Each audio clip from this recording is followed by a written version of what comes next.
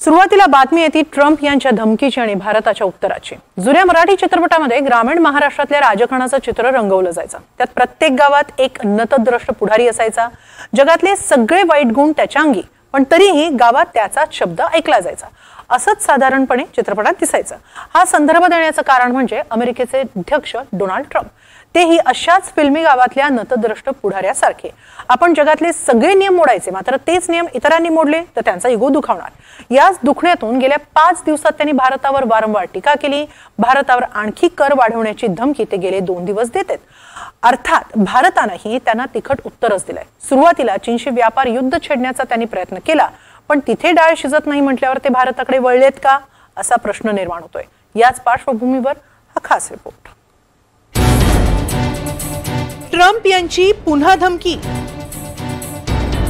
भारतावर आणखी कर लादण्याचा ट्रम्प यांचा इशारा। भारताचं ट्रम्प यांच्या आरोपांना सडेतोड उत्तर। भारत केवळ रशियाकडून प्रचंड प्रमाणात तेल खरेदी करत नाहीये, तर त्या तेलाचा बराचसा हिस्सा ओपन मार्केटमध्ये मोठ्या नफ्यावर विकतोय। त्यांना युक्रेनमध्ये रशियन युद्ध यंत्रामुळे किती लोक मरतायत याची काहीही फिकीर नाही। म्हणूनच मी भारताकडून अमेरिकेला द्याव्या लागणाऱ्या टॅरिफमध्ये लक्षणीय वाढ करणार आहे।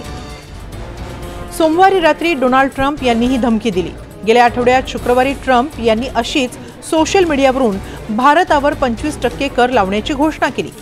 सोमवारी रात्री पुन्हा एकदा भारत आणि रशियाच्या संबंधांवर टीका करून ट्रम्प यांनी भारताला युद्धात मरणाऱ्यांची फिकीर नाही असं म्हणत भारत स्वस्तात मिळणाऱ्या रशियन कच्च्या तेलाच्या जीवावर नफा कमावत असल्याचा आरोप केला। रशिया आणि युक्रेन यांच्यात युद्धाला तोंड फुटल्यावर भारतानं रशियाकडून तेल खरेदी वाढवली, पण ही खरेदी वाढवण्याची आयडिया भारताला अमेरिकेनंच दिल्याचं आता समोर आलंय। अमेरिकेचे भारतातील राजदूत एरिक गार्सेटी यांनीच युरोपात दिलेल्या एका मुलाखतीत 2024 मध्ये हा गौप्यस्फोट केला होता। आम्ही जे करतोय तेच तुम्ही करा असं म्हणणं आजच्या धोरणी जगात परवडणारं नाही। त्यामुळे विजय साध्य होणं कठीण आहे।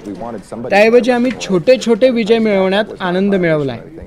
म्हणूनच त्यांनी रशियाचं कच्चं तेल खरेदी केलंय, कारण रशियाचं कच्चं तेल कुणीतरी खरेदी करणं गरजेचं होतं। पण असं करताना हा व्यवहार अशा किमतीवर करण्यात आला जेणेकरून रशियाला मोठा फायदा होणार नाही आणि जगातील कच्च्या तेलाच्या किमतीवरच विपरीत परिणामही आम्ही नियंत्रित करू शकलो। रशियाशी तेल खरेदीविषयी अमेरिकेचं धोरण दुटप्पी आहे हे आपण ऐकलंच। आता युद्धानंतर कच्च्या तेलाच्या बाजारात काय झालं तेही पाहूया। जानेवारी 2022 मध्ये भारत रशियाकडून एकूण आयातपैकी केवळ 0.2% कच्चे तेल खरेदी करत होता। गेल्या महिन्यात म्हणजे जुलै 2025 मध्ये भारताच्या एकूण आयातीपैकी 35% कच्चं तेल हे रशियाकडून आलं। 2022 पूर्वी भारताचं बहुतांश कच्चं तेल इराण, इराक आणि सौदी अरेबिया या 3 देशांतून येत असे। जगातील कच्च्या तेलाच्या एकूण उत्पादनापैकी 10% उत्पादन रशियात होतं।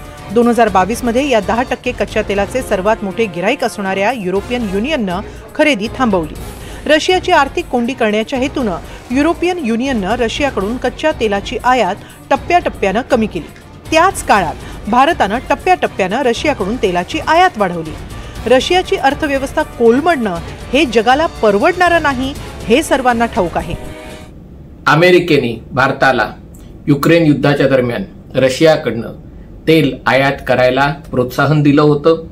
याचं कारण म्हणजे युरोपनी आखाती देशातलं तेल आयात करायला सुरुवात केल्यामुळे जागतिक किमती पेट्रोल आणि डिझेल आणि गॅसच्या वाढल्या असत्या आणि त्याच्यामुळे अमेरिकेत आणि युरोपामध्ये महागाईचा मोठा फटका बसला असता। म्हणून त्यांनी भारताला रशियाकडनं तेल आणि नैसर्गिक वायू आयात करायला प्रोत्साहन दिलं होतं। भारताने हेही लक्षात आणून दिलेलं आहे की आजच्या तारखेलाही युरोप फार मोठ्या प्रमाणावर रशियाकडनं नैसर्गिक वायू आयात करतो। जरी त्याच्यामध्ये प्रमाण थोडं कमी झालं असलं तरी भारत जेवढं खनिज तेल रशियाकडनं आयात करतो त्याच्यापेक्षा जास्त खनिज तेल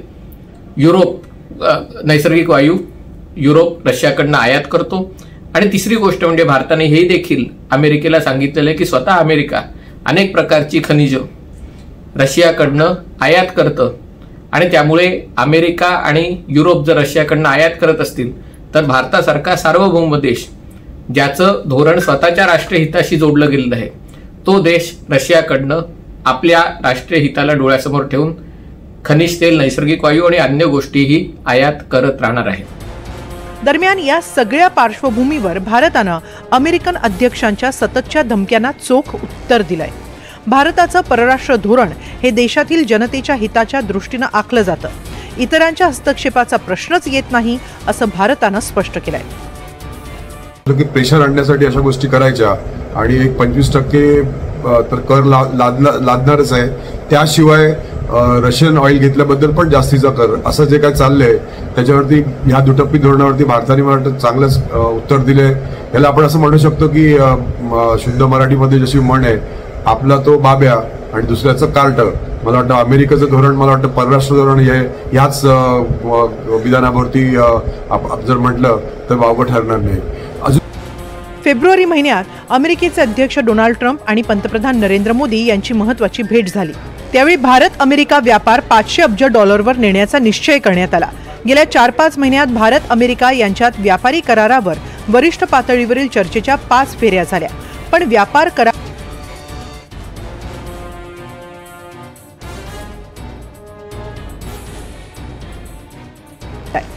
कराराची बोलणी अंतिम टप्प्यात असल्याचा 3 ते 4 वेळा पुनरुच्चार खुद्द ट्रम्प यांनीच केला.